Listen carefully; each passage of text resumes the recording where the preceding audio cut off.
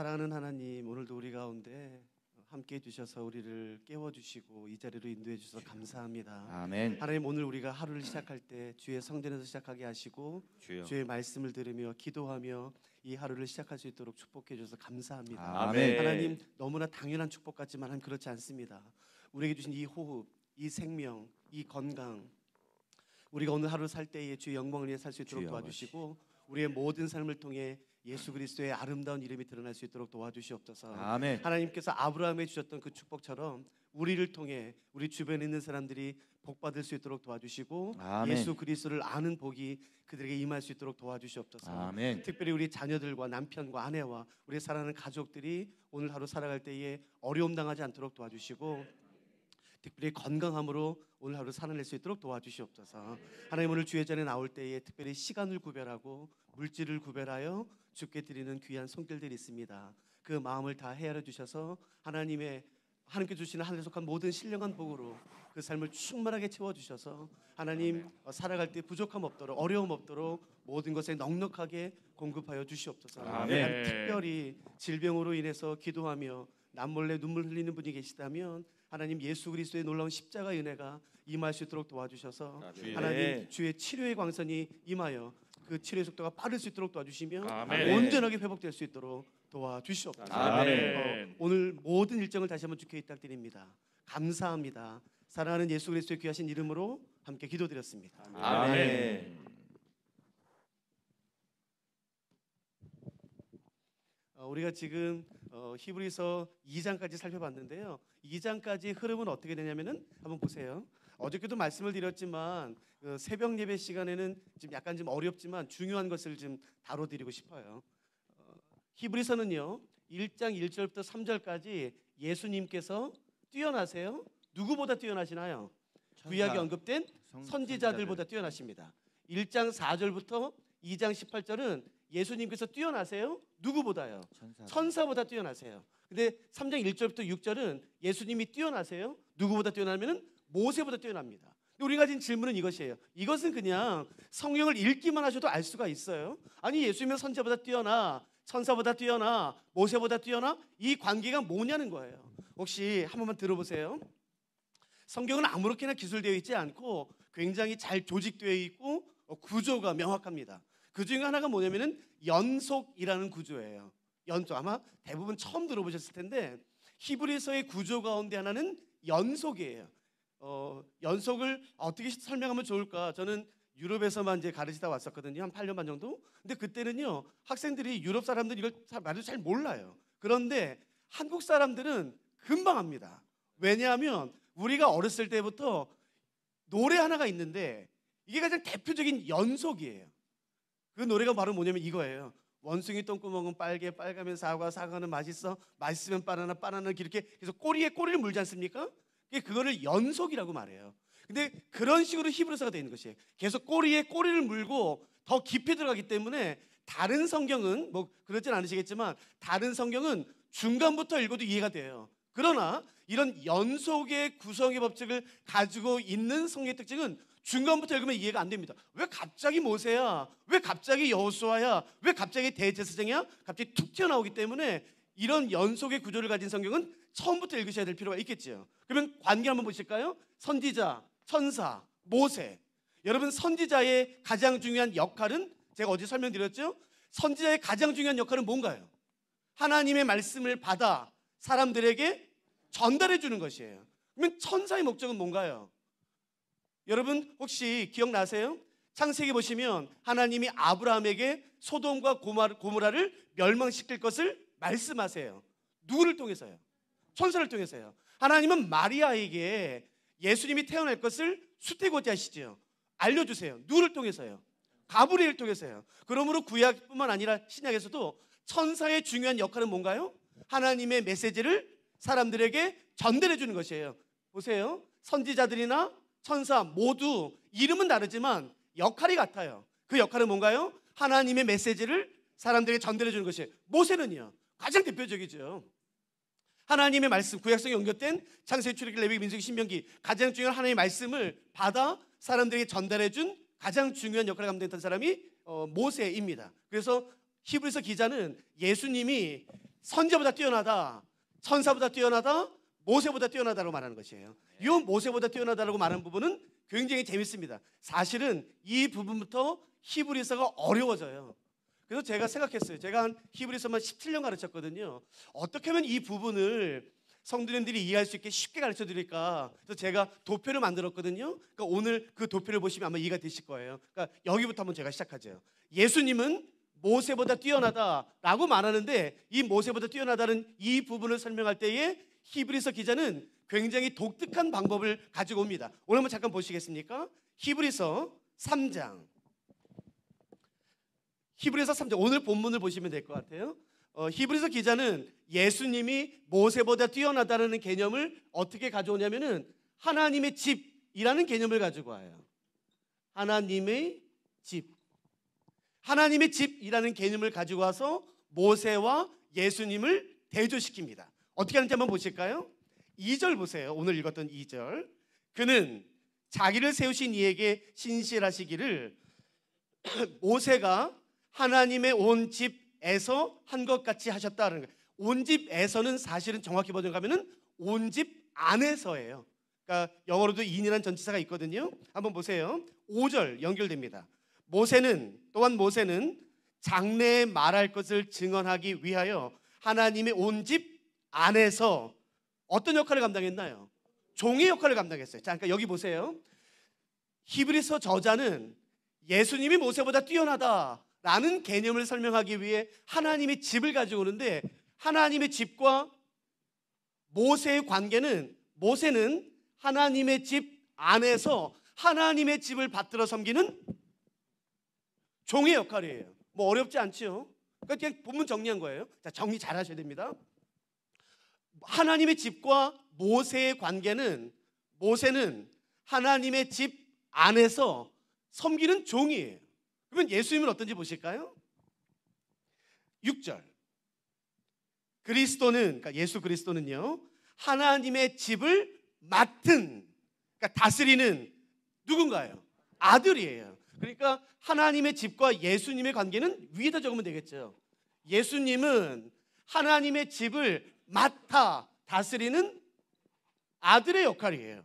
그러니까 이것만 봐도 알 수가 있죠. 누가 더 뛰어나고 누가 더 높나요? 당연히 예수님이죠. 이거 뭐 말할 게 뭐 있겠습니까? 잘 보세요. 히브리서 저자가 말하려고 하는 건 이게 아니에요. 그러니까 이건 보기만 하시면 이해가 돼요. 자, 정리할게요. 하나님의 집과 모세의 관계는, 모세는 하나님의 집 안에서 하나님의 집을 섬기는 종의 역할을 감당하고요, 예수님은 하나님의 집을 맡아 하나님의 집을 다스리는 아들의 역할을 감당해요. 그러므로 예수 그리스도, 아들 되신 예수 그리스도가 종인 모세보다도 훨씬 뛰어납니다. 이걸 말하는 게 아니에요. 근데 여기서 질문은 이것입니다. 하나님의 집이 도대체 뭐냐는 거예요. 하나님의 집은 뭐야? 모세는 하나님의 집을 섬겨, 그리고 예수님은 하나님의 집을 맡아 다스려? 그러면 도대체 여기서 말하는 하나님의 집은 무엇일 거라는 것이에요. 하나님의 집은 뭘까요? 자, 질문 가지셨죠? 본문에 나와 있어요. 제가 6절을 읽어드릴 테니까 여러분 잘 따라와 보세요. 그리고 질문 이겁니다. 도대체 하나님의 집은 뭘 의미하나? 제가 6절 읽겠습니다. 3장 6절. 그리스도는 하나님의 집을 맡은 아들로서 그와 같이 하셨으니 우리가 소망의 확신과 자랑을 끝까지 굳게 잡고 있으면 우리가 뭔가요? 우리가 그의 집이 되는 거죠. 그러므로 본문에서 말하는 하나님의 집은 누구를 의미하나요? 우리를 의미하는 것이에요. 그러나 죄송합니다, 그냥 교회 다니는 사람 의미하는 게 아니에요. 소망의 확신과 그 예수 그리스도의 믿음을 끝까지 잡고 있는 사람, 그 사람이 하나님의 집이라고 말하는 것이에요. 그 하나님의 집을 예수님께서 다스리시는 것이고 우리를 섬기는 존재가 모세예요. 그러니까 우리가 모세를 섬길 필요가 있나요, 없나요? 없죠. 누가 누구를 섬기는 것이에요? 모세가 우리를 섬기는 것이에요. 우리가 모세를 섬기는 게 아니라. 그러므로 히브리서 저자는 다시 유대교로 돌아가지 말라라고 말하는 것입니다. 우리가 소망의 확신과 예수님에 대한 믿음을 끝까지 붙잡고 있으면 우리가 하나님의 집이 되는 것이에요. 여러분, 집이 뭔 줄 아세요? 집? 그거 쉬는 곳이에요. 여러분, 아무리 밖에서 힘들어도요, 집에 가면 옷 벗고 냉장고 열어서 시원한 거 마시고 샤워하고 그렇게 편하게 있을 수 있어요. 남의 집에 가면은 편히 있어. 절대 못 있습니다. 집은요, 쉬는 곳이에요. 근데 잘 보세요. 우리가 만일에 소망의 확신을 놓치지 않고 예수 그리스도에 대한 믿음을 끝까지 붙잡고 있으면 우리가 하나님의 집이 된대요. 아멘. 하나님이 우리에게서 쉬길 원하시는 거예요. 여러분, 세상에 이것보다 더 큰 복이 어디 있습니까? 누가 오늘 이런 소원 갖고 싶으세요? 특별히 하나님, 제게 오십시오. 제게 오셔서 쉬십시오. 아멘. 저는 이게 너무 좋더라고요. 하나님, 혹시 어저께는 많이 울지 않으셨습니까? 이 세상을 바라보시면서, 교회를 바라보시면서, 세상을 바라보시면서, 어떤 사람들과 나라를 다스리면서 그 분열과 그 음란함과 죄와 하나님을 대적하는 그 수많은 세상 가운데 하나님 슬퍼하지는 않으셨습니까? 하나님, 제게 오세요. 하나님이 저를 쉬게 해주셨듯, 하나님이 나의 눈물을 닦아주셨듯 제가 하나님 눈물 닦아드릴게요. 저에게 오세요. 이게 기가 막힌 거 아닙니까? 기억하세요. 하나님도 집이 필요하신 분이세요. 아멘. 우리가 만일 소망의 확신을 갖고 있고 예수 그리스도에 대한 믿음을 끝까지 붙잡으면 우리가 하나님이 거하시는 거룩한 성전, 집이 아멘. 된다라고 말한 네. 것입니다. 아멘. 이 다음부터 이제 히브리서 저자는 모세와 함께 여호수아로 갑자기 넘어가요. 이 부분이 사실은 히브리서에서 가장 어려운 부분이긴 한데 제가 한번 도표를 만들어 볼 테니까 한번 이해가 되나 보세요. 그리고 혹시 오늘 적을 수 있는 종이를 가져오신 분이 계시면 이거 한번 적어 보세요. 그리고 히브리서에 끼워 두시면 아마 도움이 되실 겁니다. 자, 보세요.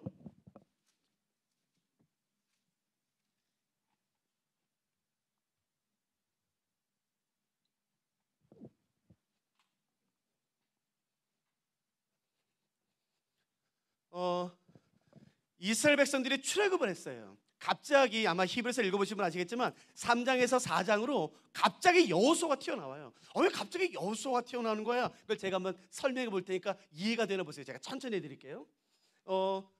모세의 인도를 받는 사람이 있고요, 여호수아의 인도를 받습니다. 그렇죠? 이스라엘 백성들은 출애굽했을 때 모세의 인도를 받아요. 그러나 모세가 가나안 땅 들어가기 전에 광야에서 죽었기 때문에 이스라엘 백성들을 인도하는 사람은 여호수아입니다. 모세의 인도를 받는 이스라엘 백성들이 있고요, 여호수아의 인도를 받는 이스라엘 백성들이 있습니다. 편의상 이걸 같은 이스라엘 백성들이지만 구분되기 때문에 제가 한번 이렇게 표현해 볼게요. 모세의 인도를 받는 사람들은 애굽에서 태어났어요. 자, 따라와 보세요. 모세의 인도를 받는 사람들은 애굽에서 태어났어요. 그리고 홍해를 건넜어요. 그러나 광야에서 다 죽었어요. 이해되시죠? 우리는 그 사람들을 출애굽 1세대라고 불러볼게요. 출애굽 1세대. 그러나 모세의 인도로 홍해를 건넌 사람들은 광야에서 다 죽었어요. 그러나 광야에서 태어난 사람들이 있어요. 이 사람들은 홍해를 건너지 않았습니다. 광야에서 태어났어요. 그리고 요단강을 건넜어요. 그리고 가나안 땅에 들어갔어요. 여호수아의 인도를 받는 사람들은, 우리는 그 사람들을 출애굽 2세대라고 부를게요. 그러니까 출애굽 1세대나 2세대나 모두 이스라엘 백성이에요. 그러나 다릅니다. 그러니까 잘 기억해 보세요. 모세의 인도를 받는 출애굽 1세대는 애굽에서 태어났어요. 홍해를 건넜어요. 그러나 광야에서 다 죽었어요. 여호수아의 인도를 받는 사람들은 누군가요? 광야에서 태어났어요. 그리고 홍해가 아니라 요단강을 건넜어요. 그리고 가나안 땅에 들어갔어요. 이해되시죠? 네. 자, 보세요. 그렇다면 출애굽 1세대와 출애굽 2세대 중에 하나님의 약속, 가나안 땅, 아브라함과 이삭과 야곱에게 주시기로 약속한 그 약속의 땅, 가나안 땅에 대한 약속을 출애굽 1세대는 받았었나요? 못 받았었나요? 네. 아브라함과 이삭과 야곱에게 가나안 땅, 약속의 땅을 약속하셨죠? 그 약속을 출애굽 1세대는 받았나요? 못 받았나요? 그러면 출애굽 1세대는 그냥 출애굽까지만 목적이었나요? 그렇게 제가 질문해 볼게요. 출애굽 1세대, 애굽에서 태어났고 홍해를 건너 모세의 인도를 받아 광야로 나온 이스라엘 백성들은 그 가나안 땅, 약속의 땅에 대한 약속을 받았었나요? 못 받았었나요? 아니, 받았지요. 왜 못 받아요? 받았지요. 그리고 출애굽 2세대 광야에서 태어난 사람들은 그 약속의 땅에 대한 약속을 받았나요? 못 받았나요? 받았지요. 둘 다 받았어요. 근데 보세요. 둘 중에 누가 먼저 받았나요? 당연히 1세대죠. 이걸 뭐 질문이라고 해요. 똑같이 1세대든 2세대든 이스라엘 백성들은 아브라함과 이삭과 야곱에게 약속하셨던 그 약속의 땅, 가나안 땅에 대한 약속을 받았는데 이 사람들이 먼저 받았어요. 그리고 이 사람들은 나중에 받았어요. 됐죠? 그런데 문제는 뭐냐면은 먼저 받았음에도 불구하고 못 들어갔어요. 나중에 받았음에도 불구하고 들어갔어요. 가나안 땅에, 약속의 땅에. 이해되시죠? 모세의 인도를 받는 출애굽 1세대는 애굽에서 태어났어요. 누구도 본 적이 없는, 경험한 적이 없는 홍해가 갈라지는 기가 막힌 기적을 경험했어요. 그러나 광야에서 다 죽었습니다. 이 사람들은 가나안 땅, 약속의 땅을 약속으로 먼저 받았어요. 그러나 못 들어갔어요. 그러나 출애굽 2세대는 홍해를 경험하지도 못했어요. 그 위대한 지도자 모세의 인도를 받지도 못했어요. 요단강을 건넜어요. 그리고 약속도 나중에 받았어요. 그런데 들어갔어요. 차이가 뭘까요? 이 사람들은 먼저 받았고 이 사람들은 나중에 받았어요. 여러분, 객관적으로 봤을 때 모세와 여호수아 누가 뛰어난 지도자예요? 모세예요, 여러분. 누구도 모세와 비교할 수 없습니다. 그런데도 불구하고 모세의 인도를 받았던 이스라엘 백성들은 못 들어갔어요. 그러나 여호수아의 인도를 받았던 이스라엘 백성들은 그 약속의 땅, 아브라함과 이삭과 야곱에 약속하셨던 그 약속의 땅에 들어갔어요. 차이는요, 오직 하나입니다. 이 사람들은 그 약속을 믿지 않았고 믿음이 없었고, 이 사람들은요 그것을 믿었습니다. 혈통이 아닌 것이에요. 성별이 아닌 것이에요. 자격이 아닌 것이에요. 돈이 아닌 것이에요. 학벌이 아닌 것이에요. 오직 하나, 믿음입니다. 아멘. 아무리 나중에 받았다 할지라도 믿으면 그 약속의 땅을 들어가는 것이에요. 아멘. 그러나 약속을 먼저 받았다 할지라도 그 약속을 믿지 않으면 절대로 그 약속은 성취되지 않습니다. 나 약속 받았어. 하나님 나에게 꿈에 나타나셔서 약속하셨어. 예, 정말 잘하셨어요. 그걸 기억하세요. 하나님이 아무리 나에게 약속하셨다 할지라도 그 약속을 믿음으로 붙잡지 않으면 그 약속은 절대 이루어지지 않습니다. 그러나 나는 내가 일대야. 나는 모태신앙도 아니야. 우리 부모님은 우상을 섬겼어. 나는 내가 일대라서 내가 아무것도 몰라. 그러나 그런 나중에 믿은 사람이랄지라도 하나님의 약속을 믿음으로 붙잡으면 그 사람의 약속이 이루어지는 것이에요. 아멘. 그게 중요한 건 뭔가요? 그건 믿음이에요. 아멘. 그래서 사도 히브리서 기자는 이렇게 말하는 거죠. 예수님의 인도를 받는 두 부류가 있습니다. 첫째는 유대인이에요. 두 번째는 그리스도인입니다. 여러분, 예수님의 인도를 받는 유대인, 예수님의 인도를 받는 그리스도인. 유대인과 그리스도인, 한번 잘 보세요. 유대인은 하나님 나라의 백성이 되는, 하나님의 자녀가 되는, 구원을 받는 약속을 받았나요? 못 받았나요? 받았어. 대답 잘 해보세요. 예? 유대인들은 원래 구원 못 받아요? 그러니까 잘 보세요. 구원에 대한 약속, 하나님 나라에 대한 약속을 유대인들은 받았나요? 못 받았나요? 받았지요. 차별 없이요. 그리스도인들은요? 받았지요. 그러면 유대인과 그리스도인 가운데 하나님의 구원, 하나님 나라에 대한 약속을 먼저 받은 사람은 누구예요? 당연히 유대인이죠. 2000년 전 비교할 수 없을 정도로 먼저 받았죠. 그리스도인들은요, 나중에 받았습니다. 그러나 유대인들은 들어갔나요? 못 들어가나요? 못 들어가요. 그리스도인들은요, 들어가요. 차이는 뭔가요? 믿음입니다. 믿음. 혈통이 아니라, 어떤 자격 조건이 아니라 오직 하나, 믿음이에요. 아멘. 내 부모가 어떻든지 간에, 내 과거의 삶이 어떻든지 간에 하나님께서 하신 약속의 말씀을 내가 믿음으로 취하면 그 약속의 말씀이 내 삶 가운데 이루어지는 것이에요. 아멘. 그러나 어떤 사람이 아무리 기가 막힌 하나님 나라의 약속을 받았다 할지라도 그 약속의 말씀을 믿음으로 연결시키지 않으면 절대로 이루어지지 않아요. 그러므로 강조하는 것이 무엇인가요? 믿음이에요. 그래서 히브리서 11장에 믿음의 사람들이 나오는 것인데 이것을 우리가 오늘 저녁 때 살펴볼 것이에요. 믿음이 중요합니다. 아멘. 여러분 시편 23편 말씀을 기억나세요? 기억하세요? 여호와는 나의 목자시니 내가 부족함이 없으리로다. 여러분 기가 막힌 고백 아닙니까? 여호와는 나의 목자야. 내가 부족함이 없어. 내가 사망의 음침한 골짜기를 다닐지라도 해를 두려워하지 않는데요. 보세요. 사망의 음침한 골짜기. 한글로는 세 단어지만 히브리어로는 한 단어예요. 짤마웨트란 단어예요. 짤마웨트. 쉽지요? 한번 기억해 보세요. 짤마웨트. 이 사망의 음침한 골짜기로 번역된 히브리어 짤마웨트는 문자적으로 어떤 뜻이냐면요, 한치 앞도 구분할 수 없는 칠흑 같은 어둠이란 뜻이에요. 한치 앞도 구분할 수 없는. 저는 내년에만 이스라엘 2번 가거든요. 저는 저희 학생들이랑 제 성도님들 같이 모시고 저는 이스라엘을 자주 가거든요. 가면은 제가 꼭 유대 광야를 모시고 가요. 거기서 우리가 주일 예배를 드리거든요. 여러분 유대 광야 혹시 이스라엘 가보신 분은 아시겠지만 유대 광야는 평평하지 않아요. 자꾸 어떤 오해를 가지고 있냐면요, 유대 광야는 사막처럼 이렇게 넓은 지평선이 보이는 평평할 곳이라 생각해요. 절대 그렇지 않습니다. 유대 광야는 계곡이 굉장히 심합니다.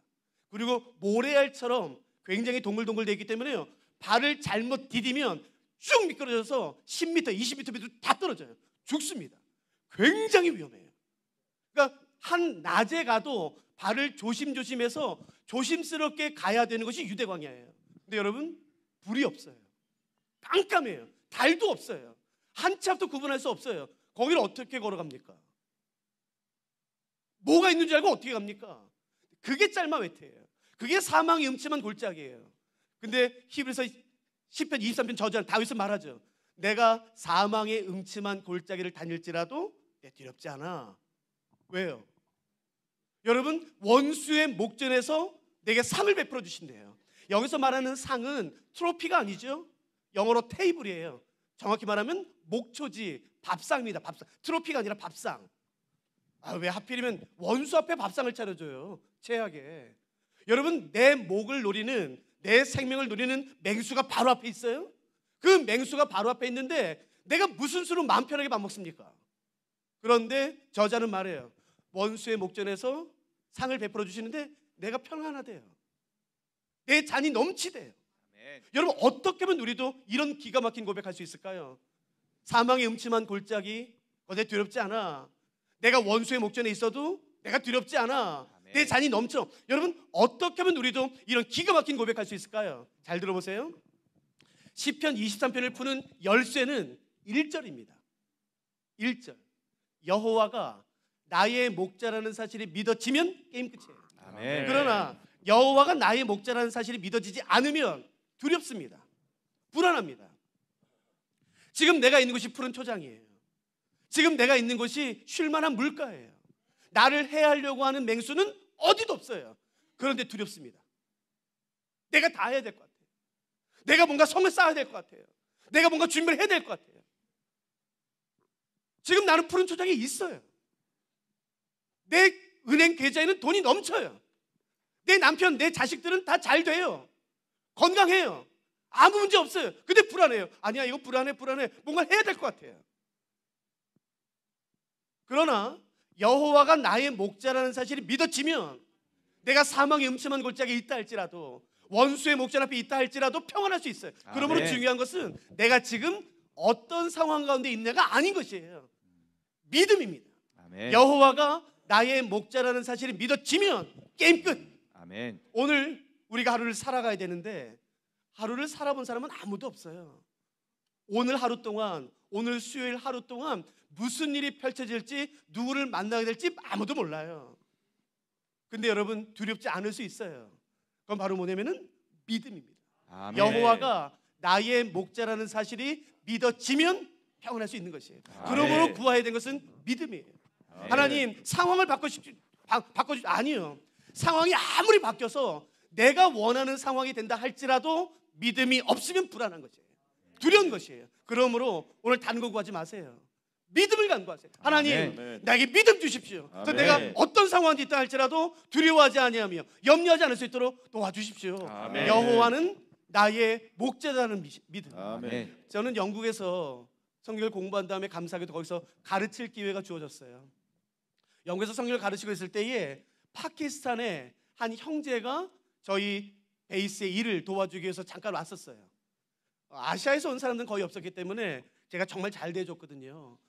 그 형제가 일할 때 제가 이런저런 얘기하다가 파키스탄에서 영국에 오기 전에 어떤 일을 했었는지 제가 물어봤어요. 그랬더니 목동에 있다는 거예요. 목동. 양치는 목동. 무려 20년 동안 목동? 왜냐면요, 저는 성경을 연구하는 사람인데 구약 성경에 양과 목자에 대한 이야기가 굉장히 많이 나오거든요. 그런데 양과 목자에 대한 책이 거의 없어요. 왜냐면 목동들은 책을 잘 안 써요. 박사 논문을. 그렇기 때문에 목동에 대한 연구가 그렇게 많이는 없어요.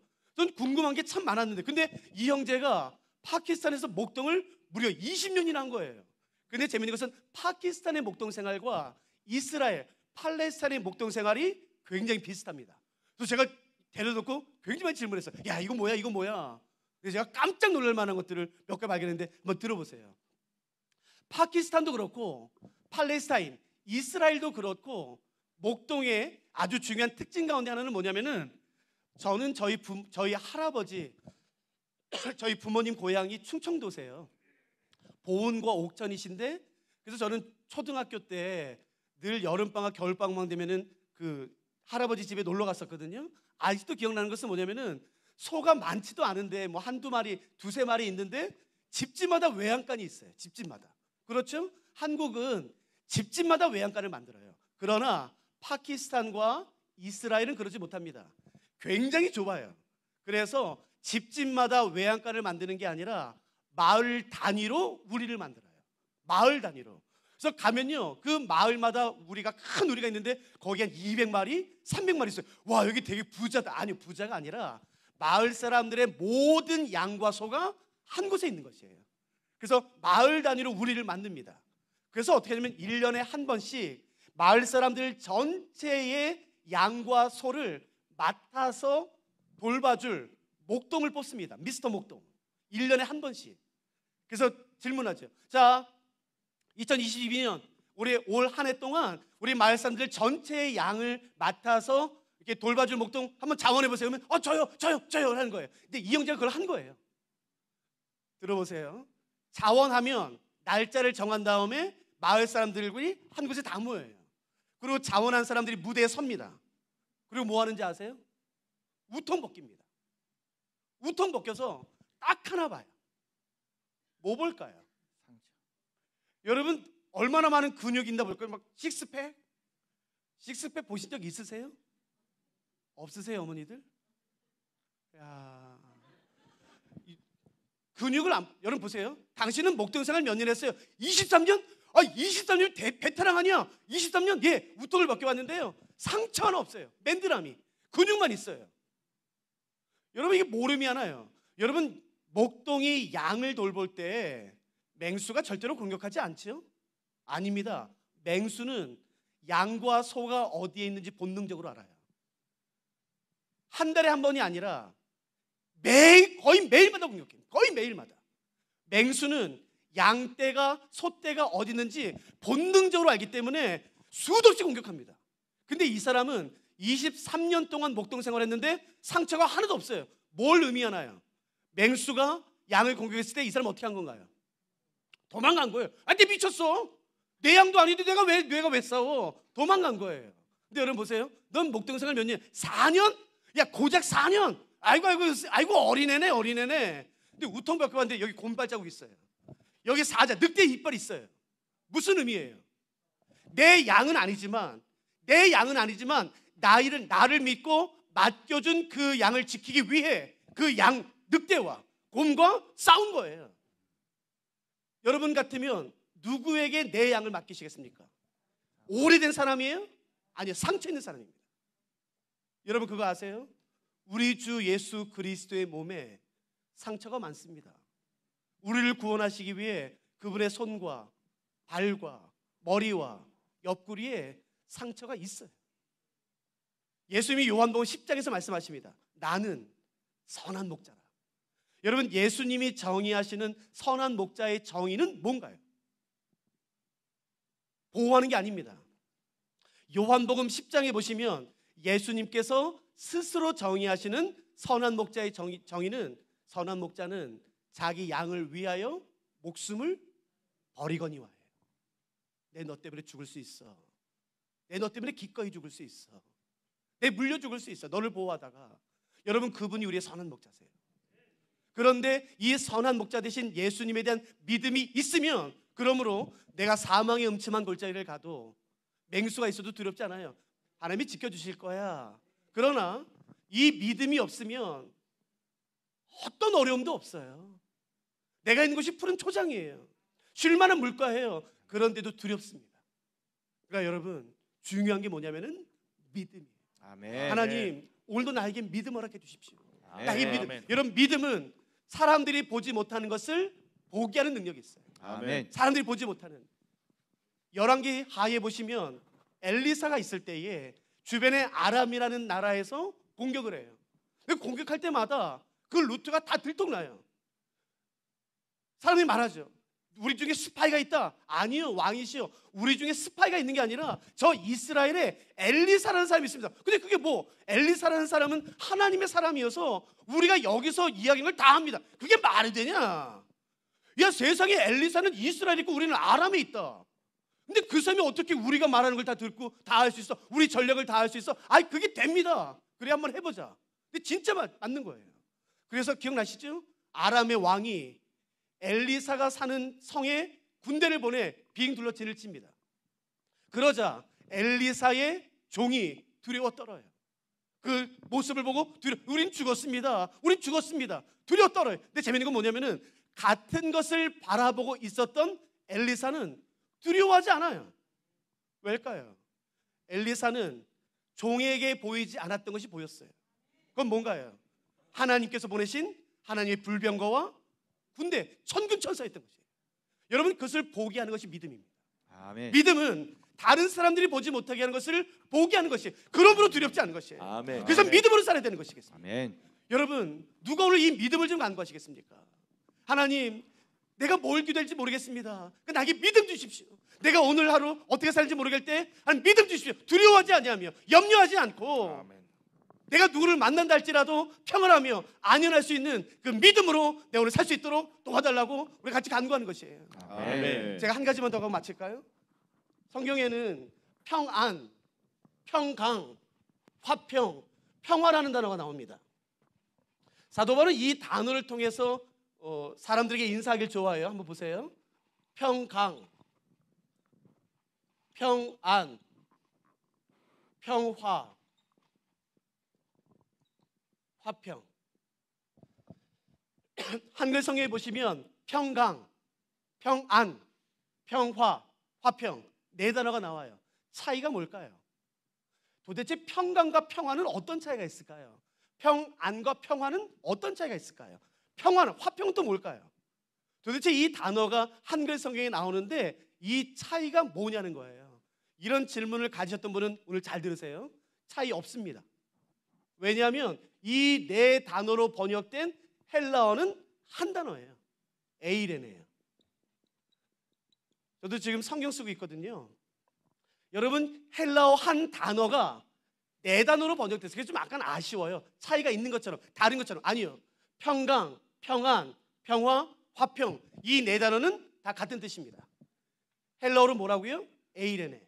그 에이레네를 히브리어로 바꾼 것이 우리가 너무너무 잘 아는 샬롬입니다. 아시죠? 샬롬? 잘 들어보세요. 성경에는 평안, 평화, 화평을 말할 때에 100% 단 한 번의 예외도 없이 샬롬이라는 단어가 쓰입니다. 성경에는 단 한 번의 예외도 없이 다 100% 샬롬이에요.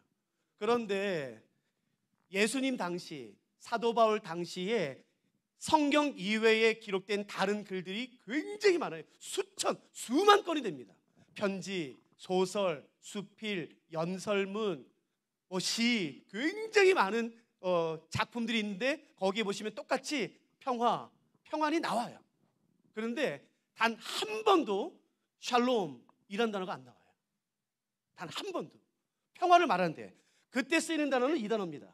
팍스. 라틴어로 팍스라고 그래요. 혹시 학생들은 아마 공부했을 것 같은데 팍스 로마나라는 단어가 있어요. 로마의 평화시대. 한번 어른들 한번 기억해 보세요. 팍스의 팍스. 성경 이외에 다른 글들에서 평안을 말할 때는 단 한 번의 예외도 없이 팍스라는 단어를 씁니다. 그러나 성경에서는 평안을 말할 때 단 한 번의 예외도 없이 팍스를 쓴 적은 없어요. 100% 샬롬을 씁니다. 이게 섞인 적이 없어요. 다시 한번 정리할게요. 성경에서도 그렇고 이 세상에서도 그렇고 평안을 말해요.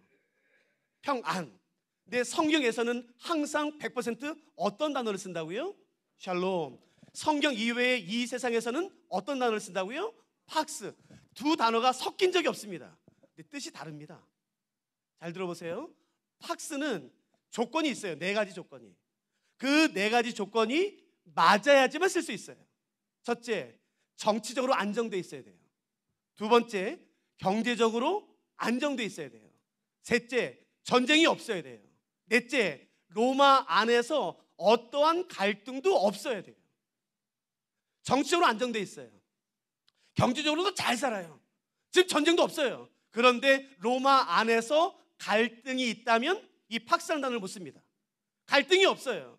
잘 살아요. 정치로 안정됐어요. 그런데 지금 전쟁 중이에요. 그럼 이 팍스를 못 씁니다. 그러므로 이 팍스라는 단어는 내 손에 주어지는 것이에요. 내 손에. 그렇기 때문에 어떤 상황이면 그걸 뺏어갈 수 있습니다. 어떤 강한 사람이 내 손에 주어진 팍스를 뺏어갈 수 있어요. 그래서 이 팍스라는 단어는 내 손에 주어지는 것이기 때문에 어떤 상황과 어떤 사람에 따라서 빼앗길 수 있어요. 그러나 성경에서 말하는 샬롬은 내 손에 주어지는 것이 아니라 내 영혼 안에 주어지는 것이에요. 그렇기 때문에 내 주변 상황이 어떠하든지 간에 평안할 수 있는 것이 샬롬입니다. 아무리 강한 사람이 와도 어떤 환경과 어떤 어려움이 와도 빼앗기지 않는 것이 샬롬이에요. 아멘. 여러분 이걸 또 한번 들어보세요. 예수님께서 하신 말씀인데 제가 한번 읽어볼 테니까 한번 들어보세요. 이 말씀 이해가 되시나? 요한복음 말씀입니다.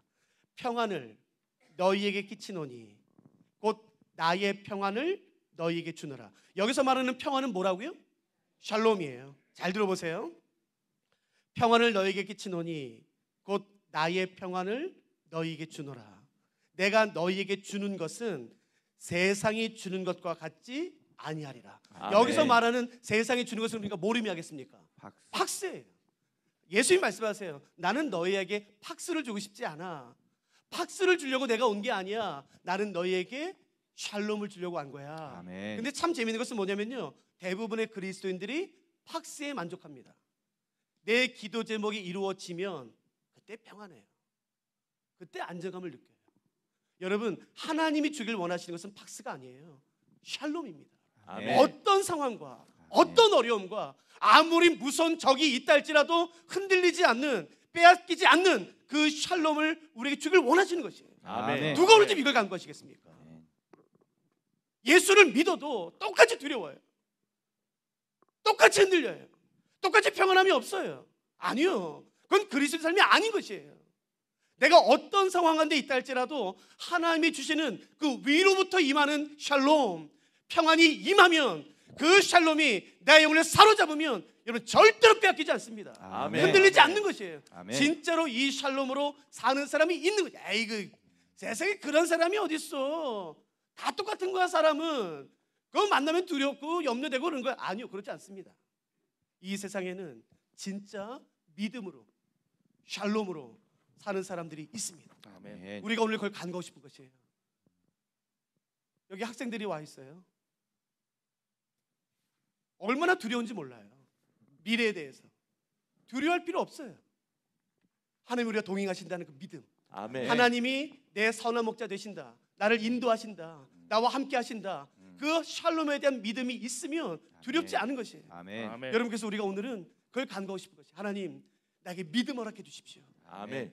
팍스가 아니라 샬롬으로 오늘 나의 삶을 충만하게 채워달라고 같이 기도하고 싶은 것입니다. 아멘. 우리 같이 찬양하고 기도하실까요?